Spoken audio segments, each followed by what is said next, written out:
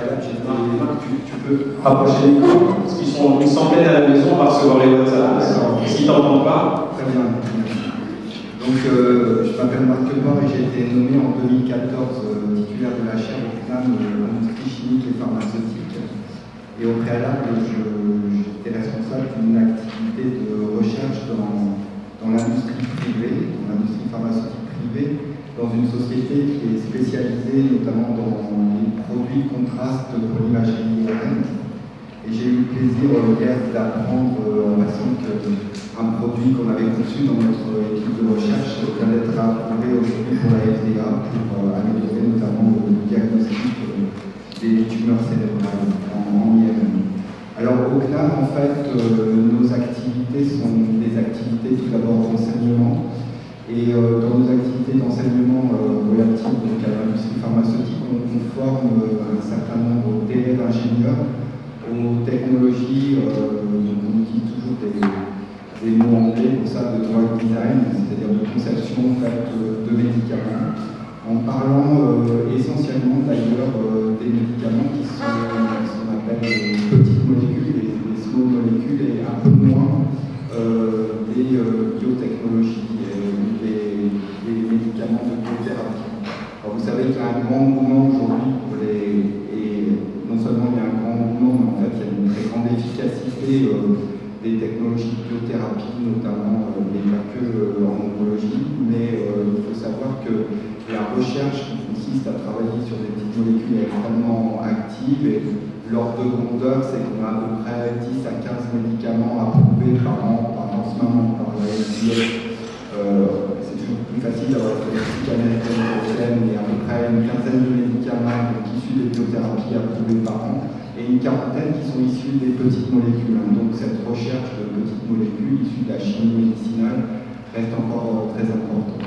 Donc ça, c'est nos enseignements. On a aussi des enseignements autour de la formulation des médicaments. Donc vous savez qu'aujourd'hui, cette thématique est très importante pour améliorer notamment la compliance de certains traitements, par exemple en pédiatrie, mais aussi que de nouvelles technologies comme les vaccins ARN, dont on a beaucoup parlé, sont directement liés à des prouesses de formulation et de fabrication. D'ailleurs, on en parle très peu parce qu'il y a beaucoup de secrets industriels et tout ça, et de fabrication de micro-gouttes huileuses. Et pour ce qui est des aspects recherche, on travaille avec mon collègue Jean-François Zachary qui se présentera tout à l'heure. On travaille sur plusieurs thématiques visant à découvrir des nouvelles thérapies, alors notamment dans les maladies inflammatoires chroniques, la arthrite rhumatoïde, et puis dans l'asthme par exemple. Et on a aussi des actes de recherche en antibiothérapie et sur des molécules anticancéreuses.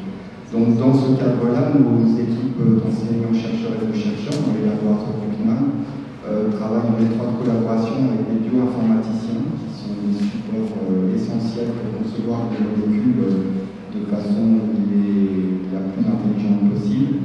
Et on travaille avec de nombreuses équipes, essentiellement médicales d'ailleurs, de médecins qui font de la recherche préclinique et clinique et qui développent des modèles animaux, notamment pertinents, pour valider les molécules qu'on est en train de découvrir. L'essentiel de nos financements dans ces programmes de recherche, c'est des financements industriels ou des financements liés à l'Agence nationale de recherche. Voilà, je crois que merci Marc. Oui, on posera des questions, mais c'est bien qu'on ait plus l'environnement de chacun, puisque c'est le sujet de notre table ronde. On peut applaudir chaque intervenant.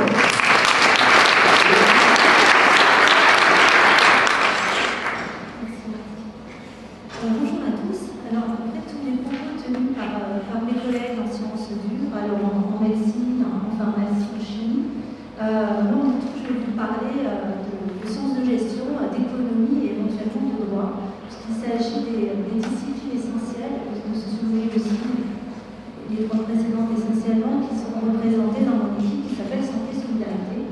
Je suis titulaire de la chaire de gestion du service de santé. Donc, comment en gestion des services de santé, on essaie d'aborder la question de la santé intégrative. Alors, le CNAM, elle est tout à fait nouvelle, on l'aborde avec l'arrivée d'Alain Toledano chez nous, et qui est émergé en quelque sorte de notre équipe. Alors, pour nous, en sciences de gestion, c'est vraiment une discipline en construction. Alors, j'ai essayé de formaliser ça parce qu'en essayant de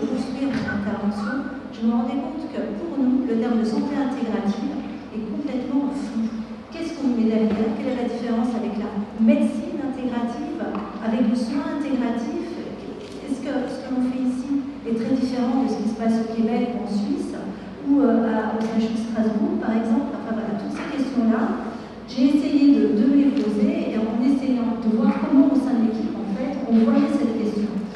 Et en France, on a quand même cette orientation vers la prévention et le maintien de la santé. Et on y tient énormément, même si on est très mauvais, comme vous le savez, en éducation à la santé et en prévention. On voit que l'OMS, depuis déjà très longtemps, c'est un texte qui date de 2013, s'intéresse à la question de la santé intégrative, en faisant clairement référence aux médecines traditionnelles et aux médecines complémentaires. Donc c'est encore évidemment souligné parce qu'il existe et il faut le prendre en considération auprès des populations qui sont accompagnées. Mais on nous dit aussi au sein de l'OMS qu'il faut que ce soit des pratiques qui soient sûres, respectueuses, efficientes par rapport au coût et efficace, une question évidemment qui nous intéresse au premier chef en économie et en gestion de la santé. Et évidemment, il faut une réglementation, une supervision adéquate. Et là-dessus, pour vraiment aller jusqu'au bout de la santé intégrative, dans notre pays, le compte n'y est pas. J'ai trouvé aussi cette définition de Barreau, excusez-moi, qui est un auteur français. J'ai trouvé dans la revue d'homéopathie, mais pas du tout dans ma discipline, qui parle aussi de coordination pratique, de santé validée, centrée sur le patient. Ça a été souligné à de multiples reprises et c'est bien ce qui fait l'originalité et toute la pertinence, n'est-ce pas, de la santé intégrative, fondée sur la science, et dispensée en équipe multidisciplinaire. Et on voit aussi que, sans entrer dans les détails, c'est ce qu'on retrouve quand on regarde les pratiques, par exemple, au CHU de Toulouse.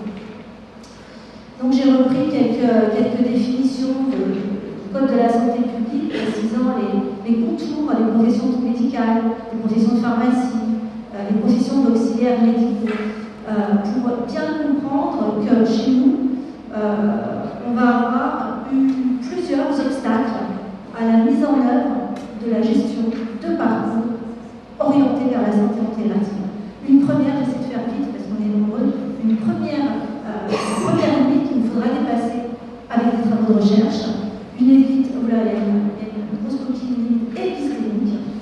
Pour faire la preuve de l'efficacité, il faut créer une connaissance scientifique extrêmement robuste, sauf que ça nécessite méthode et temps. Il faut une forte validité interne, une forte validité externe des résultats pour pouvoir essayer d'élargir la santé intégrative le plus possible dans notre pays. En gardant à l'esprit que la science, ça n'est pas la connaissance philosophique, ce n'est pas la connaissance artistique, bien qu'elles soient toutes les trois à articuler dans le cadre de la santé intégrative. Mais au premier plan, évidemment, la connaissance scientifique doit être présente. J'ai repris cette définition que j'ai trouvée dans les travaux des sciences infirmières. Alors, il y a peut-être des paramédicaux ici dans la salle. Je pense que c'est une question qui vous intéresse au premier chef, parce que comment reconnaître la validité de connaissances dans des disciplines comme la naturopathie, par exemple, qui a fait beaucoup parler ces derniers temps, alors même que les sciences et les soins infirmiers, les sciences infirmières ne sont pas reconnues, en tout cas complètement comme telles dans notre pays, dans les sections du Conseil national des universités. C'est dire que le chemin est long dans nos équipes pour travailler sur ces questions. Ensuite, une connaissance qui va mériter de dépasser nos problématiques liées à notre cartésianisme, qui n'est pas à opposer à une connaissance plus complexe, mais il n'empêche que même si on ne s'en rend pas compte, on est complètement imbibé d'une pensée cartésienne qui nous invite à découper les phénomènes au lieu de les voir dans leur ensemble. Et du coup, c'est pour ça qu'on est là en sciences de gestion, en pharmacie, en médecine, on parle aussi d'homéopathie, etc., sans voir l'individu dans son ensemble comme mon prédécesseur l'a fait tout à l'heure. Et puis, une autre limite organisationnelle, mais une très importante, c'est les cloisonnements que l'on a dans notre secteur de la santé, entre professionnels, alors entre disciplines de médecine, entre médicaux et paramédicaux, entre le secteur médico-social, le sanitaire, le médico-social et le nouveau management public, qui en soi n'est pas une mauvaise chose. Le problème, ce sont les dérives de l'NLP qui ont renforcé cet effet de silo que l'on vit au quotidien, qui renforce les cloisonnements. Alors, aller coordonner des parcours en santé où on est réellement une vision intégrative du patient, en la volonté, il n'empêche que le système dans son ensemble n'est pas tourné vers cette ambition. Donc il faudra dépasser cette limite. Alors évidemment, on a les DAC, les dispositifs d'appui pour la coordination. C'est un nouveau dispositif qui a été mis au point par la loi La Santé 2022. On les voit commencer à s'installer dans les départements. Ils sont composés de coordonnateurs de parcours et de référents d'accueil qui vont essayer de construire des parcours. Alors, est-ce que c'est une solution? Peut-être. En tout cas, ça peut être un premier pas. Mais en guise de conclusion, quand même, ce que j'aimerais dire, c'est que oui, ça peut effectivement être un premier pas, mais pas sans la robustesse de connaissances scientifiques produites dans ce champ, pas sans une pensée complexe pour essayer d'avoir une meilleure éthique de la compréhension de l'autre, on dirait également, c'est un autre débat, et puis sans management des connaissances à produire avec et pour les patients, avec une énorme éducation à la santé, parce que ça a été brièvement souligné. Si on veut les mettre au cœur de leur parcours, encore faut-il qu'il n'existe pas cette asymétrie qui existe à l'heure actuelle. Et là aussi, le chemin est très long. Donc, excusez-moi si je vais déborder, mais cette présentation pour essayer de vous expliquer quels seront les longs travaux que nous aurons à accomplir en santé intégrative au sein de notre vie.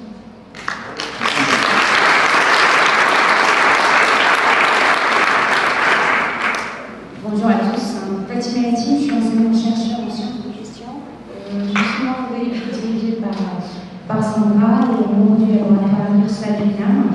Et mon propos va être complètement, je ne sais pas comment vous l'avez vu, mais mon propos va aller complètement dans le sens de ce que tu as dit. Et je vais surtout, pour ma part, mettre l'accent sur le troisième élément, la troisième minute qui a été identifiée parce que la grande majorité de mes travaux s'inscrivent sur ce registre-là, c'est le registre organisationnel, c'est-à-dire quand on parle de personnalisation, quand on parle de communication, quand on parle de coordination, quand on parle de technologie, des métiers, etc.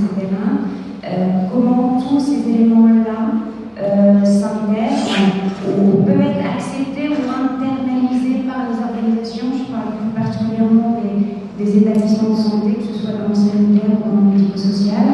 Donc la plupart des projets de recherche qu'on mène, c'est essentiellement là-dessus, la formation aussi, c'est la base de la formation au sein de l'EPM. Pour donner des exemples de projets de recherche sur ces thématiques-là, je pense en particulier, il y a beaucoup été question de l'oncologie. Donc je pense à un projet de mise en place d'un parcours de soins personnalisé. C'est un projet à la fois avec une dimension clinique très classique en médecine, mais il y avait un volet organisationnel qui était assez important pour savoir comment on fait concrètement dans un établissement spécialisé en centre de cancérologie, comment on fait pour mettre en place un parcours de soins personnalisé avec la problématique de l'introduction des technologies, l'introduction d'infirmières de coordination, et puis en traitant de manière très limitée, mais la question est prise en charge, l'engagement des patients. Comment on accompagne les patients pour aller vers l'autonomie. Il a été question tout à l'heure de responsabilité. En oncologie, on sait que c'est un thème central.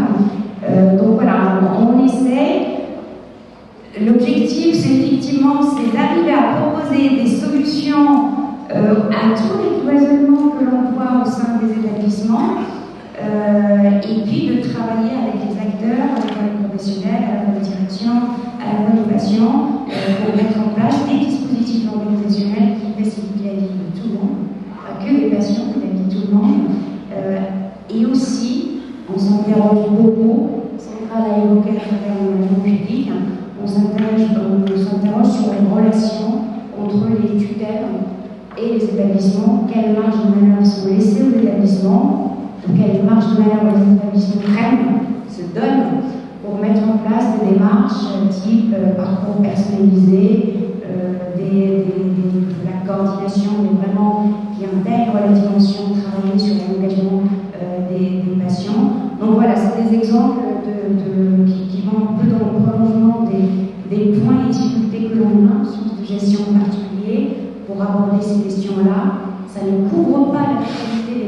problématique de la santé intégrative, mais je pense qu'on porte notre part pour contribuer à ce type d'approche, de philosophie. Et donc, on est optimiste.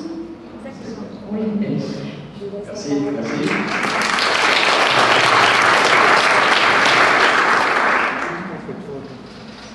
Bonjour à toutes et à tous. Je m'appelle Maria-Céline, je suis maîtresse de conférence à JR, au CNAM. Et en fait, au départ, je suis toujours une formation d'expert comptable. Je m'intéresse à ce qu'on raconte les chiffres, mais surtout ce qu'ils ne racontent pas. Et je suis rentrée dans le domaine de la santé par cette route-là. Et je n'arrivais pas dans mes écrits à décrire dans le domaine hospitalier ce qu'on ne pouvait pas dire, ce qu'on ne pouvait pas mesurer, et toute la part invisible qui est essentielle dans le soin. Alors invisible, ça serait un mot à définir. Et donc, pour ça, j'ai réalisé un film qui s'appelle Le prix de la vie, qui sont sur les patients en fin de vie, et montrer ce que les soignants, justement, prenaient en charge la globalité du patient, mais voire plus que la globalité du patient, c'est le patient ainsi que son univers, c'est-à-dire sa famille, ou ses amis, ou ses proches. Et donc en fait c'est paradoxal parce que j'ai fait ce film, on l'a réalisé pour montrer ce qui était invisible. Donc dans le film on le voit. Et en fait, mes films, ça nous a amené, donc tout ça ce sont des travaux de recherche au sein du pays du CNAM et au sein du DIRSA.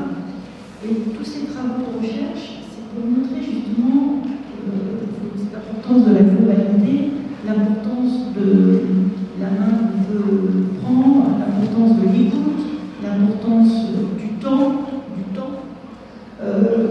l'importance du sourire. Mais aussi, aujourd'hui, on travaille sur un autre film, c'est aussi en oncologie, on en est juste au début. Et là aussi, se pose la question, justement, là, précisément, je ne sais pas où ça se passe, mais se pose la question de la globalité et de d'autres types de soins qui pourraient accompagner ces patients. Et bien là, ça dépend vraiment du parcours des soignants.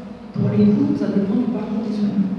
Alors, on est qu'au début, mais on voudrait intégrer dans ce film, justement, il y a par exemple de l'ostéopathie, il y a par exemple de la méditation, on voudrait intégrer ça. Et aussi, nous, on n'est pas arrivé pour le moment, il y a la question du dessin, mais il y a aussi des questions d'écriture. On veut parler, il y a aussi des questions de l'écriture par rapport à des gens des patients qui souffrent énormément. Mais ça, c'est en construction. On aimerait montrer ça dans ce film. Voilà. Mais pour le moment, on est au début. De pouvoir comment rendre compte de ces différentes démarches. Donc, je dirais, la méditation, l'ostéopathie, l'écriture et vraiment un autre. Voilà. Donc, c'est un chemin et j'espère qu'on se retrouvera à un moment donné pour le repartager. Merci.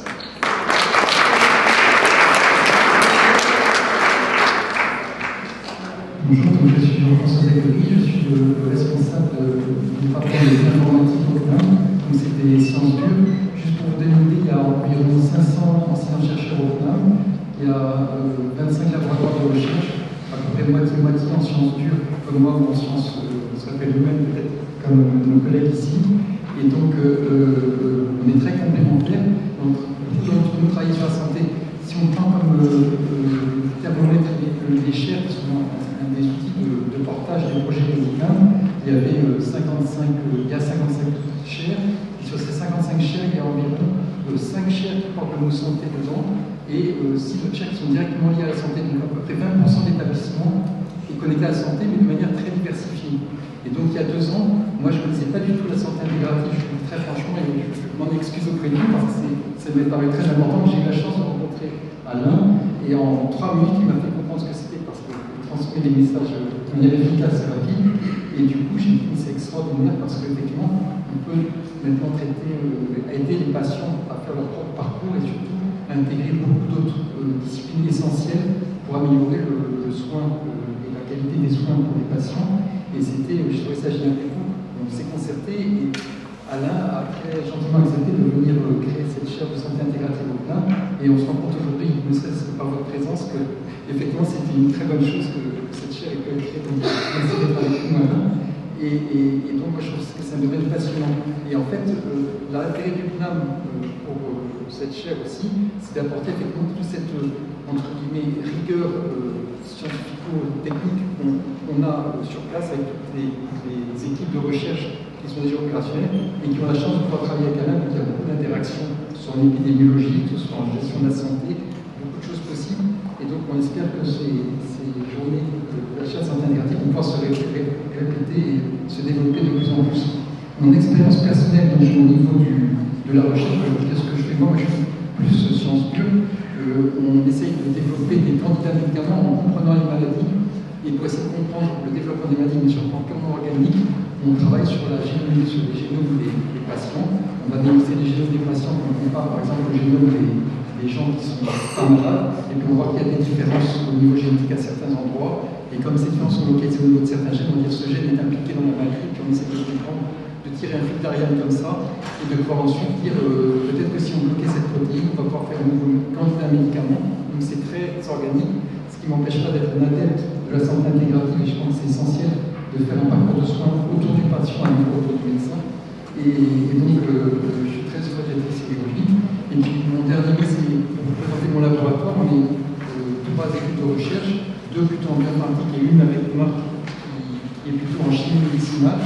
Et ça me fait très plaisir parce que chaque équipe a développé une petite start-up et le thème est très orienté sur les applications vers le monde industriel ou le monde civil, sociétal.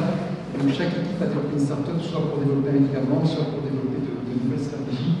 Et donc on est très orienté sur la valorisation et le développement de projets pour la santé humaine. Je te dis à peu près ce que je veux.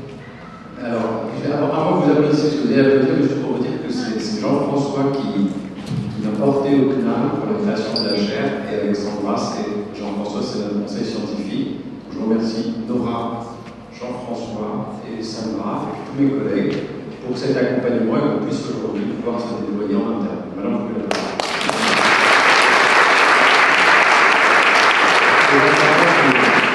Il est même intégratif, puisqu'il est médecin, il ne l'a pas dit, je crois que personne ne le sait. Il est mathématicien, il ne l'a pas dit. Il l'a pas dit. Il est intégratif en tant que tel, donc il l'avait conçu avant que je me mette à faire médecine, je pense, cette histoire. Et avant toi, c'est bon. Bon, alors, on va bien sûr, avant de donner la parole à la salle, faire une synthèse. Classiquement, en médecine spécialisée dans les établissements de santé, lorsqu'on se réunit avec des radiologues, des chirurgiens, des médecins cancérologues, 2-3 spécialistes d'organes, on a l'impression qu'on est pluridisciplinaire. Puis après, si vous avez la chance d'avoir un budget pour le psychologue de l'hôpital et un kiné qui a le temps de venir en concertation, vous avez besoin d'être super pluridisciplinaire. Et vous avez besoin de faire de la santé, alors qu'en fait, vous gérez peut-être un peu mieux la maladie encore, mais vous ne regardez toujours pas les patients. Moi qui ai dans mes équipes de cancérologie peut-être 180 personnes, dont 50 médecins, je ne trouve pas forcément toujours la richesse dans la discussion sur la vision en santé que je vais pouvoir avoir dans une discussion de couloir ou de table avec ceux qui vont le voir sur le prisme de la gestion des établissements, du rapport aux tutelles, de la chimie moléculaire, de la gestion des data et de l'informatique, ou de la mise en avant et de la communication sur les thématiques du prendre soin et de l'invisible.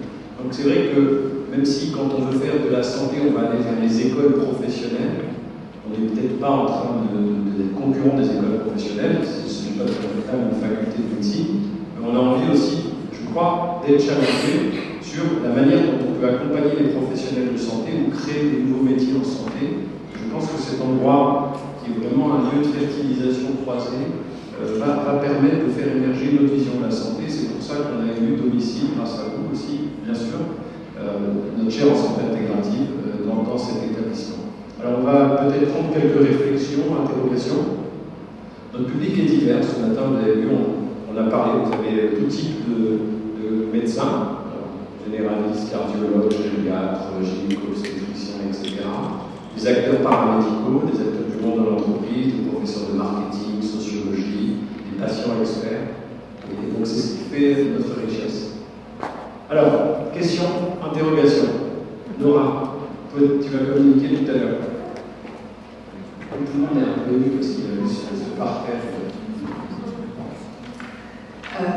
Éducation nationale, c'est important. Peut-être une question pour créer du lien. Voilà, notamment, on a bien vu les équipes de chercheurs, c'est important, mais avant d'être chercheur, il y a la formation initiale, la formation d'apprentissage. Et est-ce que vous pensez qu'il est opportun de développer cet axe-là aujourd'hui ? Formation apprentissage.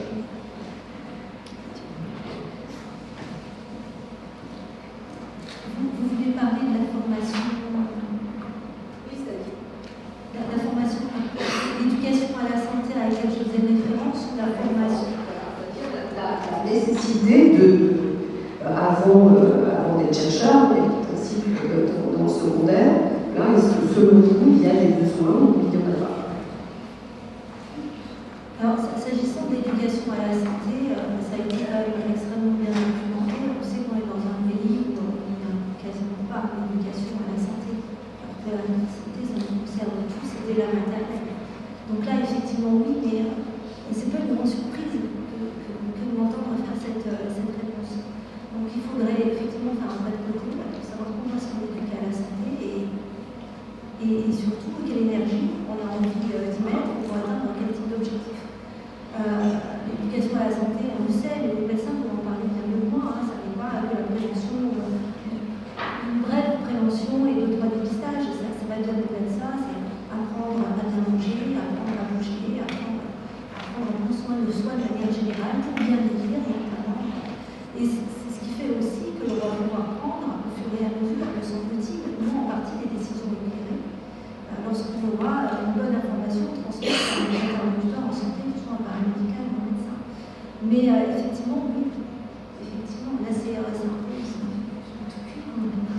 On a de la chance d'avoir des enseignants-chercheurs, et c'est vrai que moi, c'est ma première année d'exercice, il y a beaucoup de personnes qui viennent de mondes différents se former juste pour de l'enseignement, pas forcément pour des projets de recherche. Et aujourd'hui, l'enseignement qu'on va faire en santé, là, il est radicalement différent, même s'il concerne la santé, personnellement, de ce qu'on fait en faculté de médecine ou dans les écoles professionnelles, avec des auditoires hétérogènes. Et c'est souvent pour parfaire finalement les ressources qui sont déjà en place.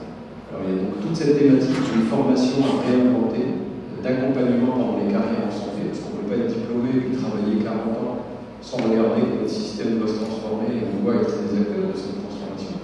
On a aussi à promouvoir des modèles de recherche innovants et des thématiques de recherche qu'on ne peut pas porter ailleurs. Et aujourd'hui, on a vu ce matin, tout le monde n'était pas là, il y a quand même pas mal de thésards avec de très beaux projets qui n'ont pas encore d'école, de socle, parce qu'ils sont dans une dynamique de transversalité. Et donc on a à recréer finalement de nouveaux modèles de recherche, en plus de créer des nouveaux enseignements. Donc c'est ce vecteur modal qu'on peut faire valoir aujourd'hui, il y en a d'autres, mais pour moi cette étiquette en santé, elle est autant sur la formation que sur la recherche. On ne fera pas de soin au-delà de tout de suite. Est-ce que je peux me permettre un peu, je sais pas si... Est-ce que Mais 3 secondes à saluer, c'est ça le fait. Si je peux me permettre un petit prolongement, parce que éduquer la population à la santé, ça veut dire aussi penser à transformer le métier du médecin et de toutes les professions qui gravitent autour de quelqu'un qui est vulnérable. Donc les professionnels du social, l'intervention sociale, aussi au sein du secteur médico-social et pas seulement au sein du secteur hospitalier. Donc ça veut dire aussi transformer les métiers de ces personnes-là, leur apprendre ce que c'est que le pouvoir d'agir du patient, de manière plus globale de tout être humain. Ça veut dire apprendre à communiquer, ça veut dire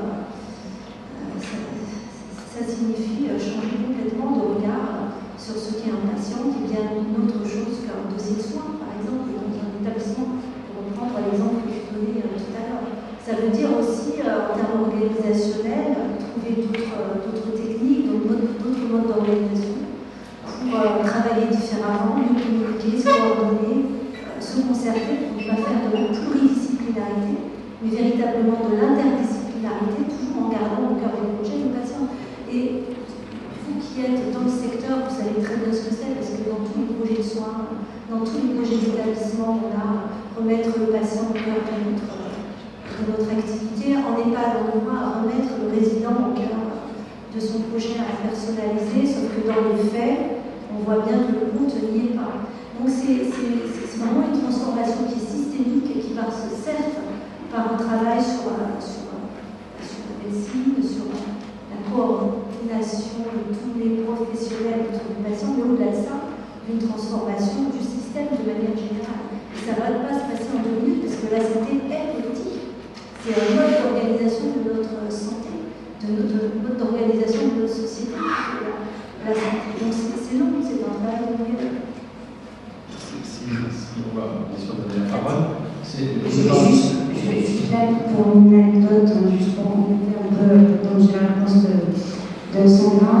On a des masters santé au sein de l'équipe et mardi, on parle justement en management humaniste, une étudiante me dit mais madame, on se forme sur une vision globale, être sensible à la vulnérabilité de l'usager de manière générale, quel que soit le type d'établissement, etc. Mais si dans les établissements on est en difficulté, qu'est-ce qu'on fait?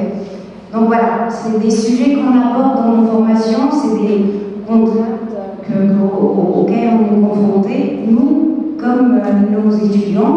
Mais voilà, c'est l'objectif de la formation aussi, c'est de commencer quelque chose et puis livre à nos auditeurs et auditrices de compléter un peu leur cheminement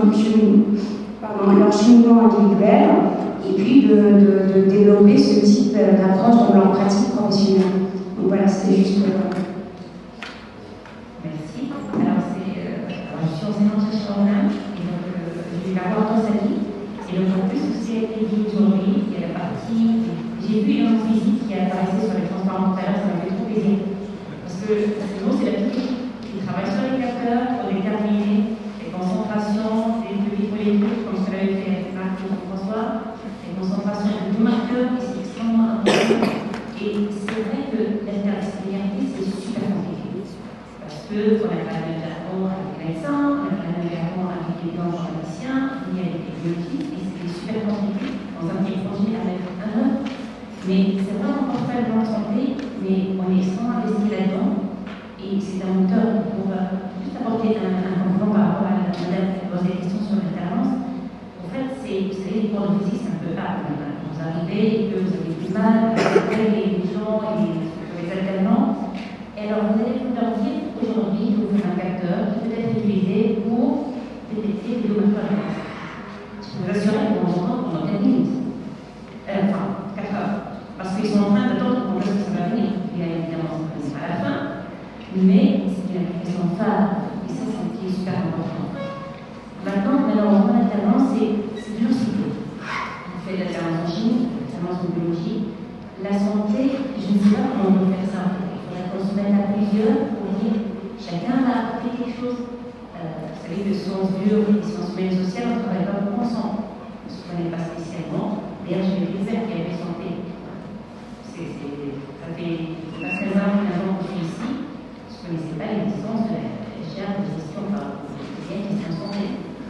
C'est vous montrer à quel point on est tous dans le monde extraordinaire avec ce genre de. Et je vous passe aussi. Donc, soit je suis en train de parler de la santé intégrative à la monde, mais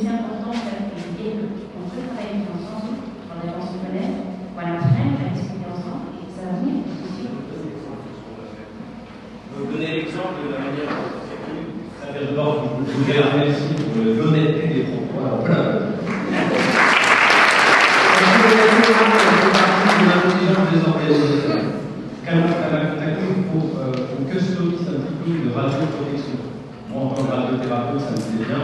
Avec un risque d'accident nucléaire, ça me plaît d'autant plus. Elle m'a dit, on va mettre radioprotection et santé. Tu peux expliquer ta démarche? Alors en fait, je suis la responsable du parcours de la protection du bloc nucléaire. Et en fait, quand on commence par le nucléaire, on voit que la partie centrale. Et donc l'idée, c'était de donner un peu plus de visibilité.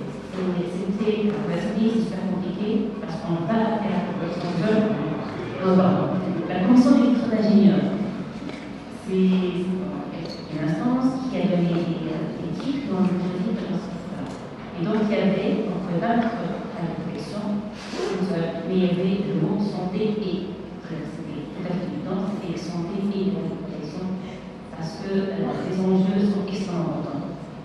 Et donc du coup, j'ai contacté le partenaire de l'UTFI et le questionnaire santé intégrative.